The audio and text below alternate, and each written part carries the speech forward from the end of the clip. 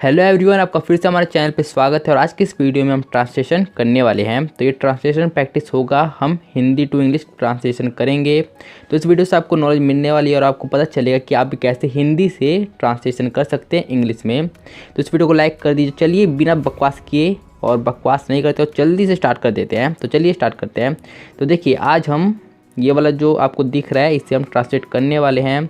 छोटा सा है लेकिन हम इसे ट्रांसलेट करेंगे जिससे आपको बहुत सी नॉलेज मिलेगी और आपको बहुत सारे वोकैबुलरीज का भी पता चलेगा। तो चलिए स्टार्ट करते हैं बिना किसी देरी के। तो देखिए, हम पहले पढ़ लेते हैं इसे कि इसमें है क्या। हम स्टेप बाय स्टेप ट्रांसलेशन करेंगे। तो देखिए, इस समारोह में बतौर अतिथि क्रिकेटर MS धोनी भी आए। देखिए, पहले हमारा सेंटेंस कितना बड़ा है, यहाँ से यहाँ तक, इतना तक हो गया। इसे हम ट्रांसलेट कर देते हैं। तो देखिए, इस समारोह में, पहले मैंने इसी को देखा, इस समारोह में, इसे पहले हम बनाते हैं। तो इस समारोह को हम कैसे बोल सकते हैं, इस समारोह में, इसे हम क्या ऐसे बोल सकते हैं, इन दिस फंक्शन में के लिए मैंने इन का प्रयोग कर दिया, इन, और इसके लिए मैंने दिस का प्रयोग कर दिया, इन दिस। और समारोह, समारोह की इंग्लिश क्या होती है, फंक्शन। ये तो सबको पता ही होगा, और अगर आपको नहीं पता तो ये अब याद कर लेना। तो इन दिस फंक्शन हम ये बोल सकते हैं, हाँ बोल सकते हैं, क्यों नहीं बोल सकते। तो अब आगे के हम ट्रांसलेट करते हैं। तो इतना हमारा हो गया। उसके बाद है बतौर मुख्य अतिथि। अब इतना हम ट्रांसलेट करते हैं, बतौर मुख्य अतिथि। बतौर, इसके लिए हम क्या लगा सकते हैं, आप भी सोचिए, दिमाग लगाइए, क्या लगा सकते हैं हम इसके लिए क्या ये लगा सकते हैं, एज अ। आपने इंग्लिश में कई बार व्हाट्सएप पे भी लिखते हुए कई बार इसका प्रयोग किया होगा, as a friend, as a ये, as a guest, as a prime minister. लगा सकते हैं या नहीं लगा सकते, बतौर के लिए लगा सकते हैं। तो एज अ लिख देते हैं। तो बतौर के लिए हो गया। और मुख्य के लिए क्या होता है, पहले हम ये मुख्य के लिए इम्पोर्टेंट हो सकता है, लेकिन अतिथि भी है। तो अतिथि के लिए मुख्य लगाते हैं कि ये मेरा इम्पोर्टेंट अतिथि है, नहीं लगाते हैं। ज़्यादातर इसके लिए हम चीफ़ का प्रयोग कर सकते हैं, चीफ़ का। कई बार आपने देखा भी होगा। तो मुख्य और गेस्ट, अतिथि है, अतिथि यानी गेस्ट, ये आपको पता ही होगा। तो इतना हमारा हो गया बतौर मुख्य अतिथि, इतना हो गया क्रिकेटर MS धोनी। तो इसका तो कुछ नहीं है, ऐसे ही लिख दो, क्रिकेटर MS धोनी। इसमें कोई भी सोचने वाली बात हुई, कोई भी सोचने वाली आपको बात हुई, क्रिकेटर MS धोनी है, नाम ही तो है, लिख दो। भी आए, अब क्या बचा, भी आए, इसे हम कर देते हैं। फिर उसके बाद हमारा ये वाला सेंटेंस हो जाएगा समाप्त, बिल्कुल समाप्त हो जाएगा। तो भी आए, इसके लिए हम क्या यूज़ कर सकते हैं, भी आए ऑल्सो, भी के लिए हम ऑल्सो का प्रयोग कर सकते हैं। और आए हैं, आए थे, ऐसा कुछ बात नहीं हो रही, ना थे है ना है। तो मतलब ये पास्ट का इंडेफिनिट टेंस लग रहा है यहाँ पे। और यहाँ पे कोई भी हेल्पिंग वर्ब का प्रयोग नहीं होगा, सीधे हम केम लगा देंगे। वर्ब की सेकंड फॉर्म कम, आना यानी कम, उसका सेकंड फॉर्म केम। तो कोई भी इसमें दिक्कत तो नहीं ना, कोई दिक्कत हुई नहीं। तो चलिए अब आगे बढ़ते हैं। पहला हमारा सेंटेंस बिल्कुल क्लियर हो गया, बिल्कुल क्लिस्टर क्लियर हो गया। अब उसके आगे का हम बनाते हैं। तो पहले पढ़ लेते हैं। और MS धोनी ने पानी बचाओ पर भाषण दिया, यहाँ तक हम कर लेते हैं। लेकिन पहले है और, तो और के लिए एंड का प्रयोग तो करते ही हैं, ये तो आपको पता ही होगा, इसमें कोई भी सोचने वाली बात नहीं है। आगे क्या है, MS धोनी ने। देखिए, इस पूरे सेंटेंस को पढ़ते हैं, क्योंकि अगर आप पूरे सेंटेंस को पढ़ोगे तभी आप बना पाओगे। अगर थोड़े थोड़े करके करोगे तो आप गलत बना सकते हो। इसलिए MS धोनी ने पानी बचाओ पर भाषण दिया। यहाँ पे पहले मुझे सब्जेक्ट चाहिए, सब्जेक्ट कौन है, कौन पानी बचाओ पर भाषण दिया, काम किसने किया भाई, MS धोनी ने किया। साफ सीधी बात, MS धोनी। इतना हो गया। फिर उसके बाद हमारा चाहिए हेल्पिंग वर्ब। MS धोनी ने पानी बचाओ पर भाषण दिया। तो दिया, ये फिर से वही वाला टेंस लग रहा है, पास्ट का इंडेफिनिट टेंस, और कोई टेंस नहीं लग रहा, वही टेंस है। और इसमें हेल्पिंग वर्ब का प्रयोग नहीं होता है। तो हेल्पिंग वर्ब तो हमारा गया। फिर उसके बाद क्या प्रयोग होता है, वर्ब के सेकंड फॉर्म का। तो अब हम इसमें वर्ब ढूंढना है। तो क्या है, MS धोनी ने पानी बचाओ पर भाषण दिया।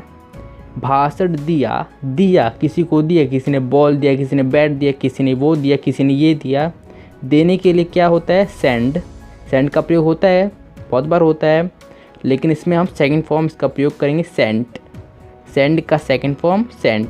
रूल के हिसाब से मैं कर रहा हूँ, टेंस के रूल के हिसाब से, पास्ट का इंडेफिनिट टेंस के हिसाब से मैं ये कर रहा हूँ। फिर उसके बाद क्या चाहिए, ऑब्जेक्ट या अदर वर्ड्स भी इसे बोल ही सकते हैं। तो अब हमारे जो भी बचा उस सब को हम एज इट इज़ लिख देंगे। देखिए क्या क्या हमारा बचा है, पानी बचाओ पर भाषण दिया। तो देखिए भाषण से लेके यहाँ तक इतना हमारा यहाँ पे बच रहा है, जिसे हमने अब तक ट्रांसलेट नहीं किया। यहाँ से लेके देखिए, ने पानी बचाओ पर भाषण, इतना हमारा बच रहा है। इसे हम उल्टे साइड से लिखते हैं, उल्टे साइड से ट्रांसलेट करते हैं। तो पहले हमें भाषण का लिखना होगा, स्पीच। भाषण को क्या बोलते हैं, स्पीच, और ऑब्जेक्ट भी हमारा यही है। अब इसे हम उल्टे साइड से बना रहे हैं ना, तो उसके बाद पर के लिए किसका प्रयोग करेंगे, ऑन का। ऑन का प्रयोग करेंगे प्रीपोजिशन के वीडियो लेक्चर्स में। अगर आपने देखा है उनके लेसन तो आपको पता ही होगा, इसमें कोई भी डाउट नहीं है। और बचाव के लिए क्या प्रयोग कर सकते हैं हम, बचाव के लिए उपयोग कर सकते हैं सेव का, सेव। और पानी, अब पानी बचा, पानी के लिए वाटर का प्रयोग कर सकते हैं। तो हो गया। और अब आप बोलेंगे कि ये ने है, तो ने के लिए भी किसी का प्रयोग करोगे तो कोई भी ज़रूरत नहीं है। आप अगर प्रैक्टिस करेंगे तब आपको ये सब जो फंडे समझ में आएंगे। लेकिन आप वीडियो देखिए, अच्छे तरीके से समझिए कि मैं कैसे इसे ट्रांसलेट कर रहा हूँ।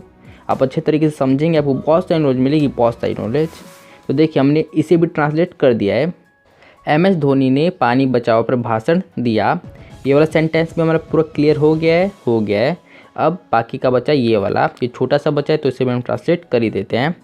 तो देखिए पहले तो हम एंड लिख देंगे, सिंपल सा एंड। क्यों, क्योंकि वहाँ पे और लिखा है तो और के लिए एंड का प्रयोग करते ही हैं, सिंपल सी बात है। फिर उसके बाद हमारा सेंटेंस स्टार्ट होता है, यह समारोह सफल रहा, ये हमारा यहाँ पे है। तो यहाँ पे मैं सोचता हूँ कि इसे कैसे और किस तरीके से हम इसे सोच सकते हैं।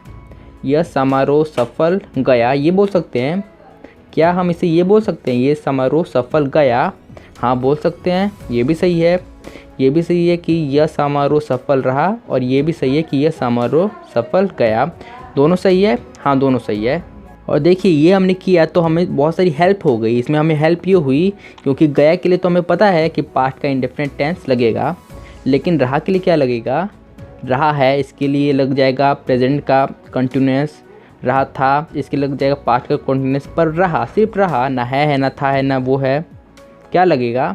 तो इसीलिए हमने ऐसे किया जिससे हमें पता चल गया कि इसमें कौन सा टेंस लगेगा। अब हम सिंपली बना देते हैं, यह समारोह, स्टेप बाय स्टेप करेंगे। यह समारोह, तो इसके लिए क्या कर सकते हैं, यह के लिए दिस फंक्शन लिख सकते हैं या नहीं लिख सकते हैं, हाँ लिख सकते हैं। सफल गया, सफल गया, तो गया, गया यानी मतलब हो गया, अच्छे से हो गया।